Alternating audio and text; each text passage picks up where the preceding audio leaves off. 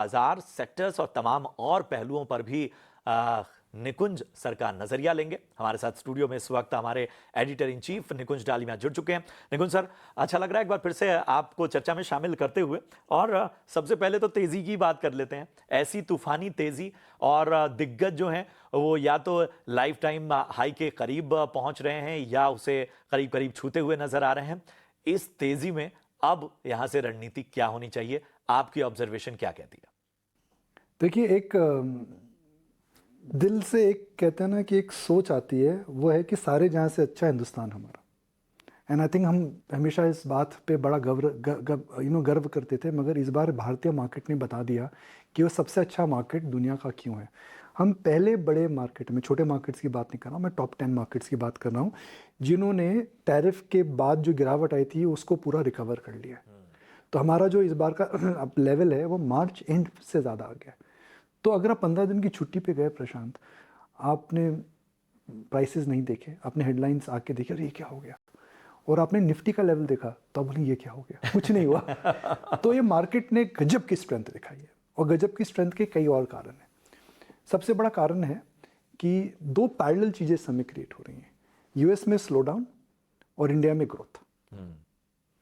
क्योंकि इंडिया का जो एक्सपोर्ट है वह 20% है टोटल एक्सपोर्ट सब मिला करके।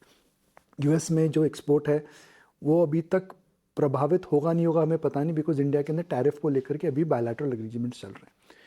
दूसरा, अगर आप देखें तो इंडिया के मैक्रोज अच्छे हो रहे हैं, interest rates, cost of capital यानी कि ब्याज दर, या फिर अगर आप देखें जो लिक्विडिटी सिस्टम है वो आ रही है।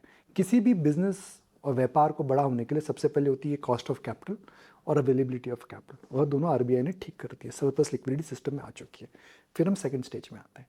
सेकंड स्टेज में आते हैं कि इस समय जो मैक्रो डेटा है, जो इन्फ्लेशन है खास करके 4% के नीचे आ चुका है। हम देख रहे हैं कमोडिटी प्राइसेस नीचे आ चुके हैं। तो कुल मिलाकर के जो बिग पिक्चर है इंडिया की मैक्रो, वो काफ़ी अच्छी हो चुकी है। फिर अब मार्केट के अंदर रिकन्साइलेशन आने लगा है कि भाई इस समय दुनिया के अंदर जो झगड़ा हो रहा है वो चाइना और यूएस में हो रहा है।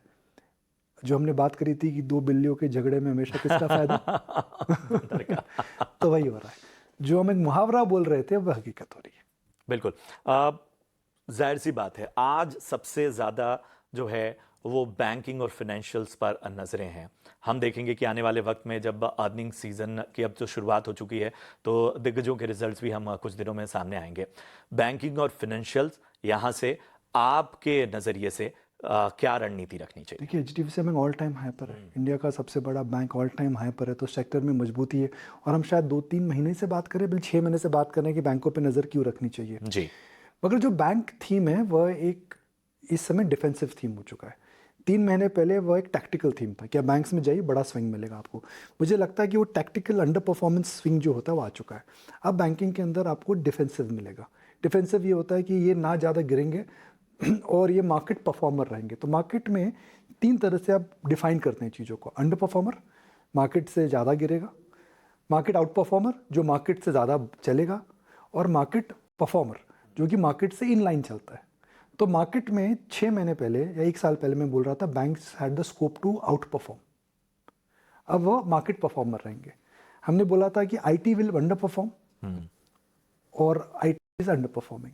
मुझे लगता है कि इस समय कॉन्ट्रा बेट आपको लार्ज कैप आईटी में लेनी चाहिए। जब अगले हफ्ते मार्केट खुलेगा तो इन्फोसिस के नतीजे आ चुके होंगे। कुछ लार्ज कैप आईटी कंपनीज हैं जिनके अंदर मुझे लगता है कि वो वैल्यू अट्रैक्टिव हो गई है। सब ने उनकी ऑब्चुरी सी लिख दी है कि आईटी का कुछ भला ही नहीं हो सकता है। आईटी कंपनीज प्राइमरीली ग्रो कर रही हैं, इनके अंदर कैश है, इनके अंदर डिविडेंड्स आते हैं, इनके अंदर बायबैक आता है। तो मुझे नहीं लगता है कि इस समय सारी आईटी कंपनीज को इग्नोर करना चाहिए। तो मिसाल के तौर पर अगर आप बात करते हैं एचसीएल टेक का 30% बिजनेस जो आता है, मैं उदाहरण दे रहा हूँ, देखिए हम एक डिस्कस कर रहे हैं, ये कोई सुझाव नहीं है, उदाहरण है। 30% उनका धंधा यूरोप से आता है। उनका एक बिजनेस है जिसको हम कहते हैं इंफ्रास्ट्रक्चर मैनेजमेंट सर्विस, जिसके अंदर इंफ्रास्ट्रक्चर का फोकस ज़्यादा रहता है। यूरोप में समस्या नहीं है, स्टॉक 16-17 पी पर आ चुका है, 4% डिविडेंड यील्ड है। तो यहाँ से अगर थोड़ा और गिरता है तो एक वैल्यू बाय बन जाएगा। तो मुझे लगता है कि कुछ नियम ऐसे हैं आईटी के अंदर, लार्ज कैप आईटी के अंदर, जिनको वैल्यू बाय बोल सकते हैं। सेकंड, मॉनसून अच्छा रहेगा, महंगाई कम हो रही है, तो इसका इफेक्ट कंजम्पशन में कहीं ना कहीं आपको देखने को ज़रूर मिलेगा। तो मुझे लगता है कि जो छोटी टिकट के कंज्यूमर आइटम्स हैं उन पे नज़र रखिए। अगर आपके पास 5,000 रुपये एक्स्ट्रा हर महीने आएगा और आपकी अगर कॉस्ट ऑफ होम लोन जो कम हुई है 25 बेसिस के बाद, कितनी खुशी की बात है। सही बात है। तो वो आपकी या तो ईएमआई कम होगी या फिर आपके नंबर ऑफ ईयर्स कम होगी। नेट नेट एक आपके अंदर एक उत्साह आता है कि थोड़ा मैं ज़्यादा खर्चा कर सकता हूँ। तो लो टिकट आइटम्स हैं जिनमें ब्यूटी प्रोडक्ट्स हो गया, जिसके अंदर ट्रैवल हो गया, जिसके अंदर सिनेमा हो गया, उस कैटेगरी में मुझे लगता है कि भी थोड़ा उछाल आ सकता है। तीसरा कमोडिटी कंज्यूमर्स, क्योंकि कमोडिटी प्राइसेस अगर गिर रही हैं तो जो कंपनी B2B में है, B2C में बेनिफिट बाद में आता है, B2B में सपोज एक वायर की कंपनी है, इंडस्ट्रियल वायर बनाती है, दाम कम हो गए तो वो इमीडिएट पास ऑन कर देते हैं।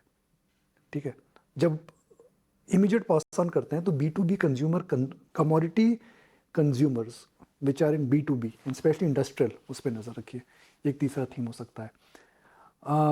गर्मी ज़्यादा रहेगी तो एक सिंपल थीम रहेगा, उन कंपनियों में नज़र रखिए जो कि गर्मी से आपको बचाती हैं। अब एयर कंडीशनिंग हो गया, पावर हो गया, तो ये 3-4 महीने का जो माहौल है मुझे वो लगता है। अब हिंदुस्तान में 90 दिन तक तो मुझे नहीं लगता कि कोई टैरिफ में हम ज़्यादा कुछ देखेंगे। हालांकि अगले कुछ दिन में चाइना और यूएस की क्या रणनीति होती है वह मार्केट का मूड डिसाइड करेंगे। ठीक है, आपने चीन का जिक्र किया।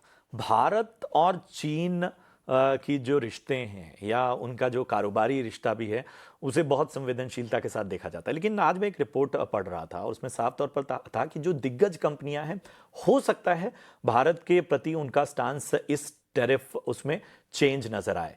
क्या आपको लगता है कि ये भारत के लिए बेहतर है जब हम देखते हैं कि चीन के साथ थोड़ी सेंसिटिव इश्यूज पे हम डील कर रहे होते जी हैं? हाँ, एकदम। अगर आप व्यापार की बात करें तो चाइना के अंदर मैन्युफैक्चरिंग बड़ी है, इंडिया में मैन्युफैक्चरिंग चाइना से कम्पीट नहीं कर पाती है। कई रीज़न है, स्केल, साइज़, ब्याज दर, गवर्नमेंट इंटरवेंशन, गवर्नमेंट सब्सिडीज़। तो जो चाइना में आईफोन बनता है और जो इंडिया में आईफोन बनता है, चाइना में भी कम्पिटिटिव है। जो चाइना में गारमेंट्स बनते हैं, केमिकल प्रोडक्ट्स बनते हैं, इंडिया में अभी भी कुछ केमिकल प्रोडक्ट्स में आप कम्पेटिटिव हैं, मगर ज़्यादा प्रोडक्ट्स के अंदर चाइना कम्पेटिटिव है। तो अगर आपने चाइना को एक रिंग फेंस कर दिया तो वो, और इंडिया में इंश्योर करा कि चाइनीज़ प्रोडक्ट डंप ना हो, तो क्या होगा? प्रोडक्ट की रिक्वायरमेंट तो रिप्लेस, अगर अब फार्मा के अंदर या बल्क ड्रग कोई होती है जिसको आप रिप्लेस नहीं कर सकते, जिसे हम कहते हैं नॉन डिस्क्रिशनरी कंजम्पशन, तो आपको कहीं और से लेना पड़ेगा। इतनी बड़ी मैन्युफैक्चरिंग कैपेसिटी है कहाँ कहाँ पे?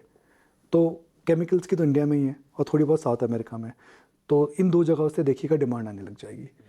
तो मुझे लगता है कई क्षेत्र हैं जिनके अंदर चाइना के पास डोमिनेंट मार्केट शेयर था। सोलर पैनल्स हो गए, केमिकल हो गया, बल्क ड्रग्स हो गई, गारमेंट्स हो गया, इलेक्ट्रॉनिक मैन्युफैक्चरिंग हो गई, जहाँ जहाँ उनका में 60-70% मार्केट शेयर है, कई कैटेगरीज में उनका 80% मार्केट शेयर है। मुझे लगता है कि उन कंपनीज का जो बिजनेस है वह इंडिया और दूसरी कंट्रीज में है। क्या बात है सर, आपने केमिकल का जिक्र किया। आज फर्टिलाइज़र काफ़ी फोकस में रहा है। हम जानते हैं कि सीजनैलिटी फैक्टर भी बहुत मायने रखता है इन सब क्षेत्रों में। केमिकल और फर्टिलाइज़र स्पेस को कहीं ना कहीं एक इंटरकनेक्ट भी देखा जाता है। आपका नज़रिया इन दोनों क्षेत्रों पर कैसा है यहाँ से? देखिए, केमिकल और फर्टिलाइज़र, हालांकि आप दोनों के अंदर वर्ड बोलते हैं, केमिकल कॉमन है, मगर इनके डायनेमिक्स एकदम अलग होते हैं।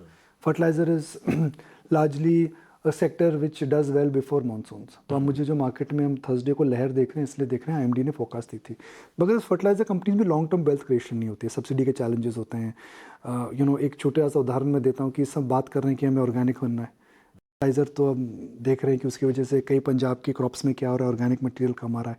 तो लॉन्ग टर्म ट्रेंड मुझे फर्टिलाइजर स्टॉक्स का वैसे भी अच्छा नहीं लगता, बिकॉज रिप्लेसमेंट्स आ रहे हैं। दूसरा, इसके अंदर एक कॉम्प्लिकेटेड सेक्टर है, इसलिए बिकॉज सरकार कहीं ना कहीं प्राइसेस कंट्रोल करती है, और इसके अंदर हम हमेशा देखते हैं कि सब्सिडी को लेकर मारामारी चलती रहती है। कॉस्ट प्लस मॉडल है, जिसके अंदर आप जितना पैसा डाला फिक्स कॉस्ट आपको मिलती है, जिसके अंदर कई बार पेमेंट डिले हो जाते हैं। ये पूरा इसका डायनामिक्स है। मगर chemicals a very different cattle of fish. Speciality chemical, bulk drugs, एक बड़ा कॉम्प्लिकेटेड सेगमेंट है ये, और उसके अंदर आप 1 घंटे का शो कर सकते हैं, बिकॉज उसके अंदर कई कंपनियां अलग अलग चीज़ें करती हैं। कई कंपनियां बल्क ड्रग में, कई कंपनियां स्पेशलिटी में, कई कंपनियां नीश केमिकल्स के अंदर है। तो हर कंपनी को अलग अलग पहलू से देखना पड़ता है, अलग अलग कैटेगरी से देखना पड़ता है। पीआई इंडस्ट्री केमिकल है, मगर एग्रो केमिकल करती है। सिमिलरली अगर आप देखते हैं एसआरएफ, तो एसआरएफ स्पेशलिटी केमिकल करती है। अगर हम नवीन फ्लोरो केमिकल को देखें तो डिफरेंट काम करती है। अगर आप कोरामंडल की बात करें तो पोटैश का काम करती है। तो रियली डिपेंड है कि किस केमिकल कंपनी की आप बात कर रहे हैं। एंड मैं बता रहा हूँ, इतना कॉम्प्लिकेटेड सेक्टर है, इतना बड़ा सेक्टर है कि इसके अंदर हम एक आधे घंटे का शो बना सकते हैं। चलिए, लेकिन सर मैं इसी से मतलब मेरे मन में एक सवाल आया कि ये किसी बड़े क्षेत्र में ये जो कई सारे और सेगमेंट या स्पेशलिटी नजर आती है, इनमें पोटेंशियल आपको किस सेगमेंट में ज्यादा नजर आता है? देखिए, अभी इस समय मार्केट के अंदर अगर आप एक लॉजिकल बात करें तो लॉजिकल बात मुझे लगती है कि इस समय सीडीएमओ बिजनेस में ध्यान दें, जो कि फार्मा का एक स्पेशलिटी चेंज सेगमेंट होता है। मुझे लगता है कि बायोसिमिलर और पेप्टाइड्स एक सेगमेंट है, हाई मार्जिन बिजनेस है, एक्सपोर्ट में उसको काफ़ी बेनिफिट मिलेगा, specially with what is happening in China. उस थीम पे ज़रूर आपको नज़र रखनी चाहिए। मुझे इस समय लगता है नीश कंजम्पशन की जो मैंने बात करी थी, नीश कंजम्पशन पे ज़रूर आपको नज़र रखनी चाहिए।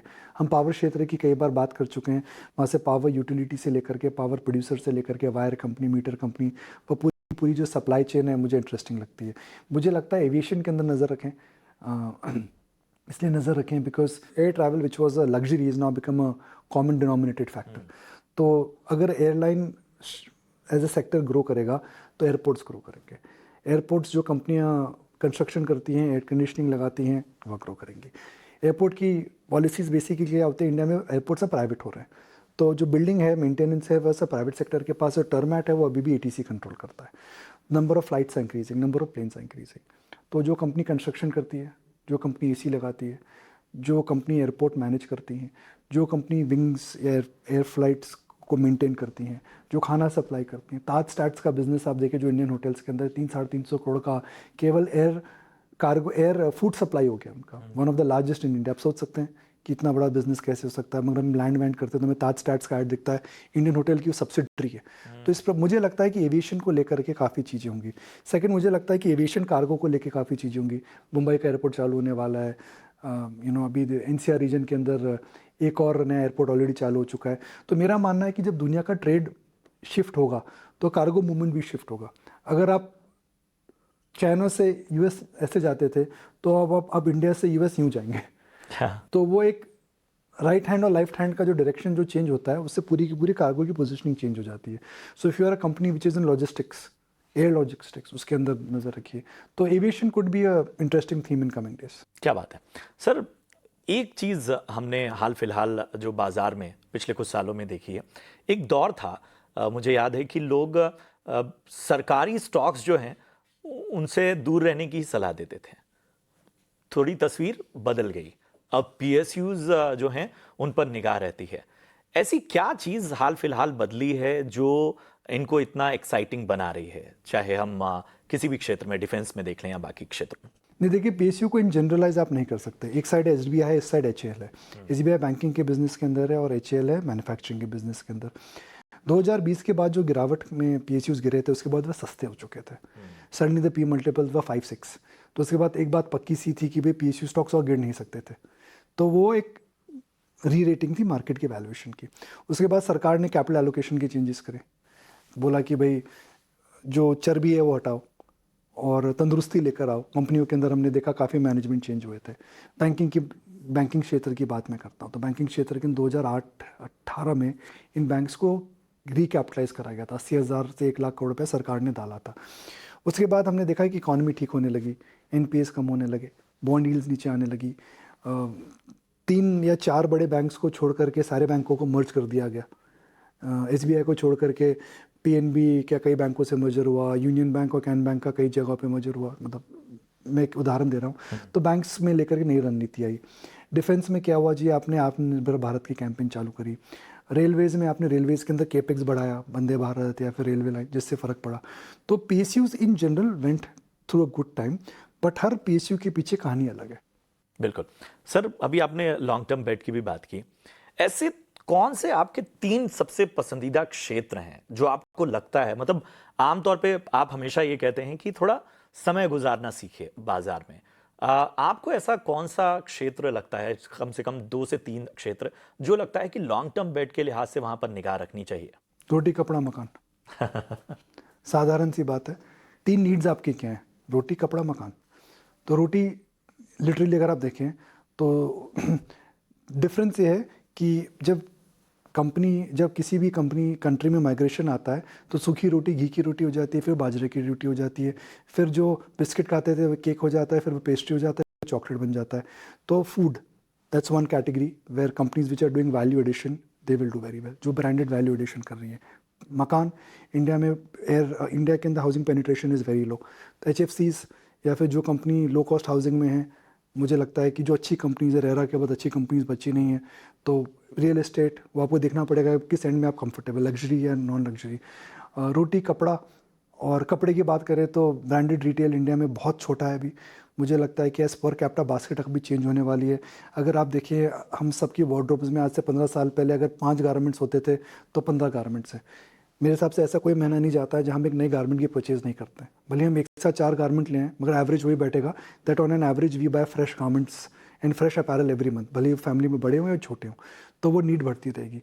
तो जो लॉन्ग टर्म स्टोरी है वो एक बुनियादी स्टोरी होती है, रोटी कपड़ा मकान, और वही पिक्चर का नाम ले सकते हैं या बुनियादी नीड बोल सकते हैं। अब उसके अंदर आप बोल सकते हैं रोटी कपड़ा मकान मोबाइल फ़ोन, रोटी कपड़ा मकान AI, रोटी कपड़ा मकान और ट्रैवल।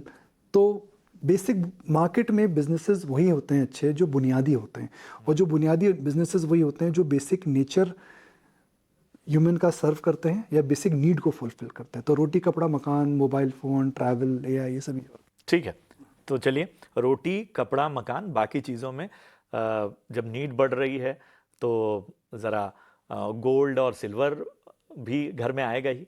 तो हम देख रहे हैं कि ये साल 3-3 बार ब्रोकरेजेस हाउसेस ने अपने टारगेट को बढ़ाया है। यहाँ से अब जाहिर सी बात है एक सतर्क नज़रिया भी, एक मन में शंकाएं भी आने लगती हैं। तो गोल्ड या सिल्वर, आप कहाँ पर नज़र रखना चाहेंगे? देखिए, मैं कई बार कह चुका हूँ that I am surprise with the price action in gold. अगर आप पे गोल्ड है तो बेचे ना, अगर गोल्ड आपके पास नया खरीदना चाहते हैं तो इस समय मार्जिन ऑफ सेफ्टी नहीं है। मगर ये मेरा व्यू 3000 में भी था, उसके बाद 10% बढ़ चुका है।